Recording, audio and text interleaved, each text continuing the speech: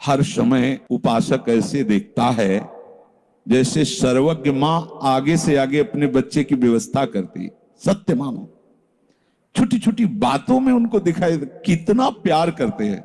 इतने महान होकर इतनी छोटी बात को ऐसे, वो सबको नहीं लगेगा, उसको लगेगा जो आश्रित हो चुका है। एक छोटी छोटी बात। जगत के किसी भी प्राणी पदार्थ से आशा मत रखो। यदि तुम वास्तविक अपना कल्याण चाहते हो, परमानंद में डूबना चाहते हो, तो आशा केवल अपने आराध्य देव से रखो। हम कहते हैं विषय त्यागी नहीं हो पा रहे, तो विषय की भी आशा अपने आराध्य देव से रखो। देखो, ब्रह्मा जी ने करदम जी से कहा कि सृष्टि का सृजन करो, हमारी आज्ञा है। तो पिता की आज्ञा पालन करने के लिए तत्पर हुए, पर आश्रय उन्होंने भगवान का लिया और 10,000 वर्ष तक भगवत भजन करते हुए भगवान प्रकट हुए, गरुड़ पर विराजमान, आकाश स्थित। वो कहा है, तुम्हारी इस भजन शैली तपस्या से मैं प्रसन्न हुआ, क्या चाहते हो? का पिता की आज्ञा का पालन करने के लिए ब्याह करना है, पर आपके द्वारा। तो आदि सम्राट महाराज मनु विश्ववंदनी, उनकी पुत्री ऐसी सुंदर कि उनको देख लें तो विमानों से देवता गंधर्व मूर्छित हो जाते थे। उनका ब्याह, उनको कहा है तो कि हम पहले ही आदेश कराएं, वो परसों आएंगे, आप ब्याह करें।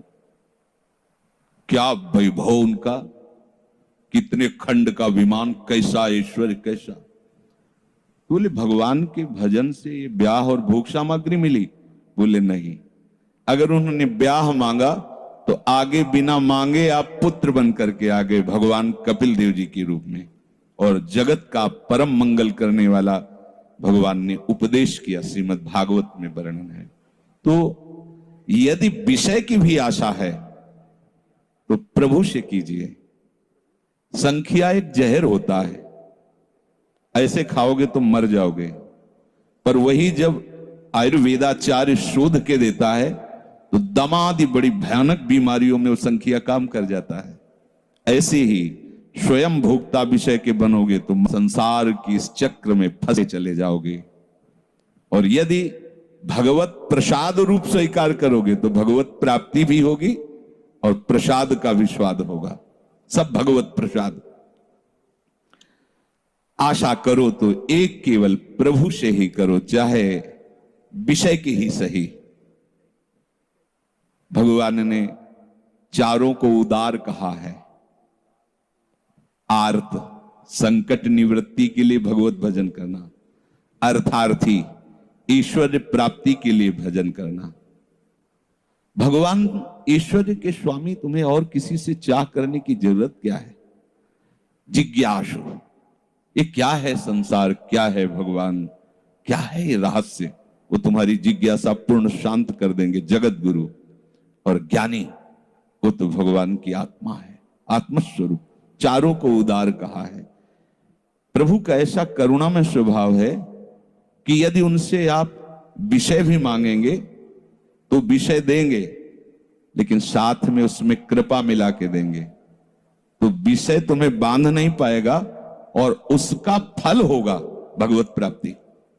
कहीं भी देख लो, जहां भी भगवान से विषय मांगा गया है तो उसका परिणाम हुआ है भगवत प्राप्ति। कहीं भी, कहीं भी। यहां कह रहे किसी भी प्राणी पदार्थ से सहयोग की आशा मत रखो। आशा करो तो एक केवल अपने आराध्य देव से। जो भी आशाएं, चाहे आशास्य दास्यम वृषभानुजाया, अगर ऐसी महान आशा है तो जगत बंदनीय आशा है कि मैं लाडली जी की सेवा में रहूं।